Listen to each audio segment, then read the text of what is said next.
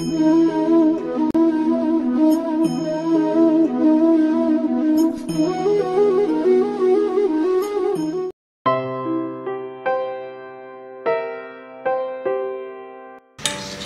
Sir, नए साल के इस मौके पर सभी तरफ सेलिब्रेशन का माहौल है और सब लोग रेजोल्यूशंस पास कर रहे हैं, तो इस बार जीएसटी में हमें क्या नया देखने मिलेगा? अर्जुना, जो पहला सवाल तुमने पूछा है कि नया साल, सेलिब्रेशंस और रिजोल्यूशंस और उस जीएसटी के अमेंडमेंट्स, ये एक बड़ा ही अच्छा सवाल आपने पूछा है। खूब सारे चेंजेस आए हैं, खूब सारे अमेंडमेंट्स आए हैं और भी नए साल के 2019 में जीएसटी के अमेंडमेंट्स आएंगे। पर ये अमेंडमेंट्स कुछ काम के हैं, कुछ कंफ्यूजिंग है, तो इसकी पढ़ाई हमको करना है और डिटेल में हम इसकी पढ़ाई करेंगे।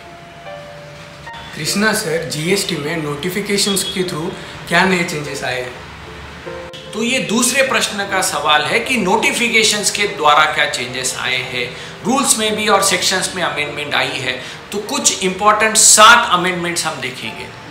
पहला, जो माइग्रेशन वाले टैक्स पेयर्स थे, इनको रिटर्न्स फाइल करना है, इनको 3B और GSTR फाइल करना है, और जिनके इसमें अभी भी प्रॉब्लम्स आ रहे हैं माइग्रेशंस के लिए, तो उन लोगों को ड्यू डेट जो GSTR 3B की और 1 की जो है, ये मार्च तक उन्होंने बढ़ा दी है, यानी मार्च 2019 तक ये रिटर्न्स फाइल कर पाएंगे।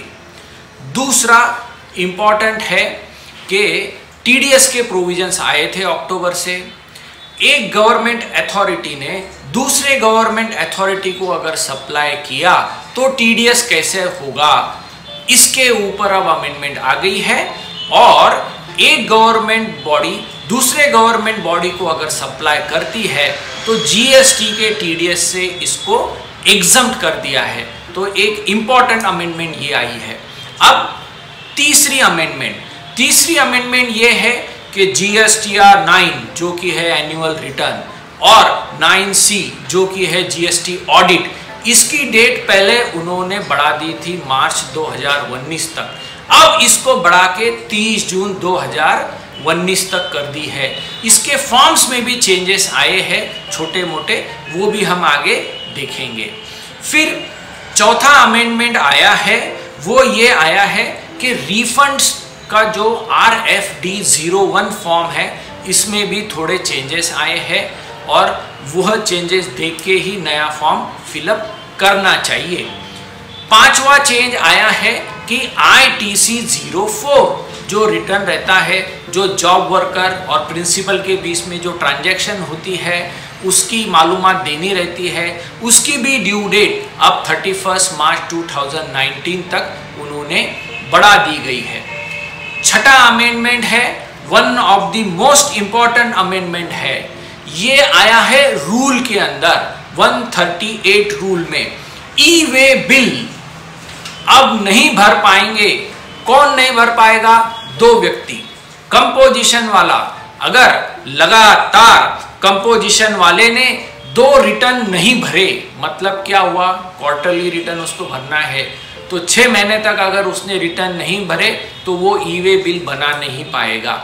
और जो नॉर्मल डीलर है उसके भी 2 रिटर्न अगर पेंडिंग रह गए, लगातार 2 रिटर्न वो फाइल नहीं करता है, तो उसको भी ई-वे बिल अब बनाते नहीं आएगा।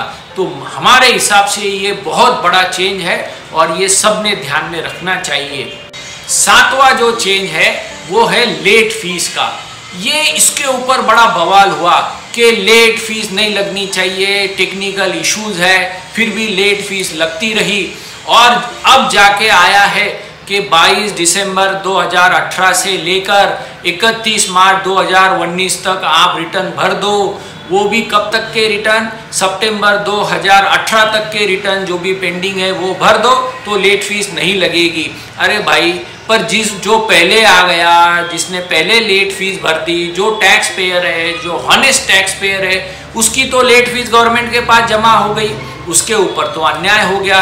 ये तो वैसे ही हुआ कि स्कूल के अंदर जो बच्चा लेट आया उसको होमवर्क से माफ़ी, और जो पहले आ गया उसको पनिशमेंट। ऐसा नहीं होना चाहिए। सारी की सारी लेट फीस माफ़ कर देनी चाहिए, और जो भी लेट फीस भरी हुई है वो गवर्नमेंट ने रिफंड करनी चाहिए, ऐसा हमको लगता है। कृष्णा सर, जनवरी 2019 से जीएसटी रेट्स में कौन से नए चेंजेस आए हैं? अब तीसरा सवाल अर्जुना ये है कि क्या चेंजेस आए हैं रेट्स के अंदर जीएसटी के 1 जनवरी 2019 से। कई सारे रेट्स में चेंजेस आए हैं, उसमें से कुछ इंपॉर्टेंट चेंजेस ही हम देखेंगे, और कुल 5 चेंजेस हम देखेंगे। पहला चेंज, 5% जीएसटी लगेगा 1000 रुपए तक के फुटवेयर के ऊपर। चप्पल जूते जो रहते हैं, पहले ये 500 रुपए की लिमिट थी, अब ये बढ़ा के 1000 रुपए कर दी है। यानी 1000 रुपए के नीचे के जो जूते चप्पल रहेंगे उनको 5% जीएसटी लगेगा 1 जनवरी 2019 से। दूसरा चेंज वो है एग्जम्पशन दे दिया वेजिटेबल्स को, फ्रोजन, कुक्ड, स्टीम वेजिटेबल्स को। तो जो सब्जियां मिलती है मॉल के अंदर, कुक्ड है, स्टीम्ड है, फ्रोजन है, इनको नील रेट ऑफ टैक्स लगेगा। तीसरा चेंज, 5% जीएसटी जो है ये transporters of passengers to particular religious places, यानी हज को अगर हम जाते हैं तो ऐसे इनको नोटिफिकेशंस के थ्रू 5% एयरफेयर के ऊपर जीएसटी लगेगा, और भी इसके अंदर कंडीशंस और क्लैरिफिकेशंस आएंगे। आईटीसी नहीं ले पाएंगे, पर हज को जाने वालों के लिए ये एक अच्छा अमेंडमेंट आया है। चौथा चेंज ये है सर्विसेज प्रोवाइड करने वाले जो जीटीए रहते हैं उनके ऊपर आरसीएम का। तो गवर्नमेंट डिपार्टमेंट्स को अगर हम सप्लाई करेंगे ट्रांसपोर्टेशन सर्विसेज, उस गवर्नमेंट डिपार्टमेंट ने टीडीएस का नंबर लिया है, उनको आरसीएम भरने की जरूरत नहीं रहेगी जीटीए के ऊपर। पांचवा जो सबसे इंपॉर्टेंट चेंज आया है वो आया है सेक्शन 9(3) के अंदर रिवर्स चार्ज के अंदर टैक्स भरने का। सिक्योरिटी सर्विसेज, अगर कोई बंदा सिक्योरिटी यानी वॉचमैन के गार्डिंग के सर्विसेज देता है किसी और को, तो उसको आरसीएम के अंदर टैक्स भरना पड़ेगा। इसमें से छूट क्या दी गई है कि अगर कोई बॉडी कॉर्पोरेट कंपनीज अगर है वो अगर सर्विसेज दे रही है सिक्योरिटी की, तो वो खुद भरेंगे, सामने वाला रिवर्स चार्ज में नहीं भरेगा। तो ये एक बहुत बड़ा चेंज है, इसका इफेक्ट बहुत बड़ा होगा, तो ये हर एक ने ध्यान में रखना चाहिए। कृष्णा सर, जीएसटी में सर्कुलर्स के थ्रू क्या नए क्लैरिफिकेशंस आए हैं? फिर नेक्स्ट सवाल है अर्जुना आपका कि क्लैरिफिकेशंस क्या आए हैं सर्कुलर्स के थ्रू। कुल 5 प्रमुख क्लैरिफिकेशंस के ऊपर हम चर्चा करेंगे। पहला क्लैरिफिकेशंस क्या आया है कि लेट अगर हम 3B भरते हैं तो सेक्शन 73 की पेनाल्टी लगेगी क्या? तो यहाँ पे दे दिया कि आपको पेनाल्टी नहीं लगेगी, एक अच्छा क्लैरिफिकेशन है। पर जनरल पेनाल्टी 125 वाली सेक्शन वाली लगेगी जो 25,000 रुपए तक हो सकती है। पर हमारा ऐसा मानना है कि ये भी वेव कर देनी चाहिए, और ये लेट फीस माफ कर दी, वैसे पेनल्टीज भी माफ कर देना चाहिए। दूसरा क्लैरिफिकेशन है वो बहुत इंपॉर्टेंट और बड़ा ही तकलीफदायक क्लैरिफिकेशन है। टीसीएस के प्रोविजंस रहते हैं इनकम टैक्स के अंदर, तो जो मोटर कार रहते हैं 10 लाख के ऊपर वाली, उसके ऊपर इनकम टैक्स का टीसीएस डीलर को कलेक्ट करना पड़ता है। तो अब जीएसटी किस अमाउंट पे लगना चाहिए? तो सेक्शन 15 सबसेक्शन 2 के अंदर ऐसा उन्होंने क्लैरिफिकेशन दिया है कि 10 लाख के ऊपर की जो कार रहेगी उसके अंदर टीसीएस की भी वैल्यू ऐड करे और फिर उसके ऊपर जीएसटी भरे। ये अभी तक कई डीलर्स कार के, ऑटोमोबाइल के नहीं करते थे। अब उनको ये प्रश्न निर्माण हो गया कि कैसा करे कि कई गाड़ियां तो 1 जुलाई 2017 से बेच दी और अब ये TCS मिला के GST लगाना है, तो ये क्लैरिफिकेशन तो सही नहीं लग रहा है। इसके ऊपर लीगल डिबेट होगी ऐसा हमको लगता है। फिर तीसरा क्लैरिफिकेशन आया है कंपोजिशन स्कीम, अगर कोई ब्रेक करता है कंडीशन, उसमें से बाहर आने के कुछ वो ऑप्शंस लेता है, तो वो कब से एप्लीकेबल होगा, इसके ऊपर कुछ क्लैरिफिकेशन सर्कुलर के थ्रू आए हैं। फिर चौथा क्लैरिफिकेशन आया है जो कि इम्पॉर्टेंट है, वो है रिफंड रिलेटेड इश्यूज का। मैनुअल रिफंड्स के अंदर कैसा हम फाइल करें, इन्वर्टेड ड्यूटी स्ट्रक्चर्स के अंदर ITC का रेशो कैसे हम कैलकुलेट करें, ये सारे क्लैरिफिकेशंस इसमें आए हैं। तो वो रिफंड के लिए एक बार वो सर्कुलर जरूर देख ले। पांचवा और आखिरी इंपॉर्टेंट क्लैरिफिकेशन वो ये है कि जो लूज 3 पीसेस के अंदर ड्रेस मटेरियल बेचा जाता था, जिसके ऊपर एम्ब्रॉयडरी होती थी, सलवार, कुर्ता या ओढ़नी, तो ये तीनों मिलकर बेचा जाता था, तो ये रेडीमेड में आएगा क्या फैब्रिक में आएगा? तो अब इसके ऊपर क्लैरिफिकेशन आ गया है कि ये 5% में जाएगा फैब्रिक बोलकर। कृष्णा सर, GST में ऑर्डर्स के थ्रू क्या नए चेंजेस किए गए?